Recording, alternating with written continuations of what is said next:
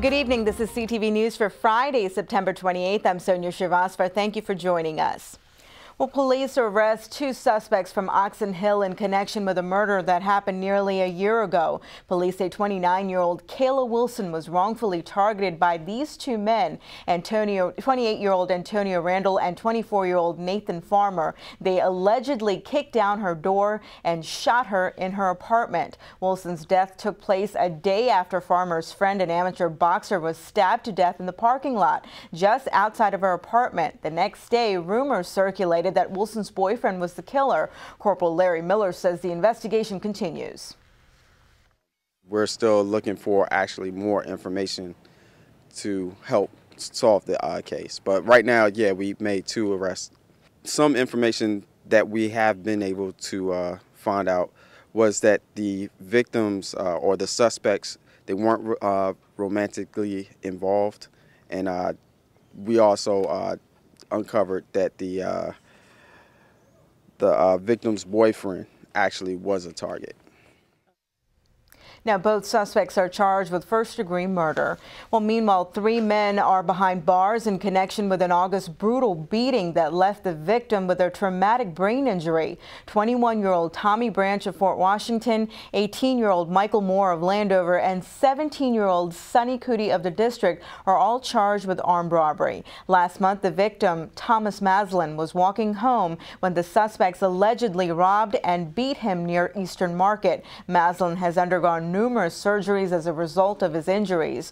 Moore and Branch reportedly confessed to the crime after being questioned in connection with a different August robbery. The three men remain behind bars. The next court date for them is August the 12th.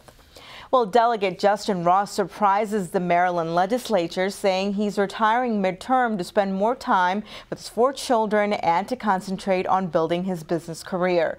The 36-year-old has been a member of the House for the past 10 years and has served as the chamber's chief deputy majority whip since 2007. Some colleagues attribute his decision to leave to the fact that there are limited leadership opportunities. Governor Martin O'Malley and House Speaker Michael Bush say Ross has been critical to the passage of important legislation over the past 6 years. His retirement is effective November the 9th. The Prince George's Democratic Central Committee will have 30 days to recommend a replacement to the governor. Well, millions of dollars are being spent on radio and television ads for and against casino expansion in Maryland. Question 7 promises millions of dollars for education, but a loophole in the law means added gambling revenues may never reach students in the classroom. Question 7 comes up before voters on the November ballot. It would allow for a 6th casino in Prince George's and add table games to the 5 existing casinos in the state. While both sides spend megabucks promoting their cause, some are wondering whether the money could be spent better. I could come up with much better uses for that money, but that's not the point. It's their money, and they're trying to protect their own side. What is of a concern to me is the truth, and I don't think the truth has been told very well. On the one side, you have the anti-ads that say no new money will be spent for education. Well, technically, perhaps that is true, but it does not really true because when we passed Thornton back in 2002, it asked the state to come up with an unprecedented amount of money for education, but it did not provide a funding source.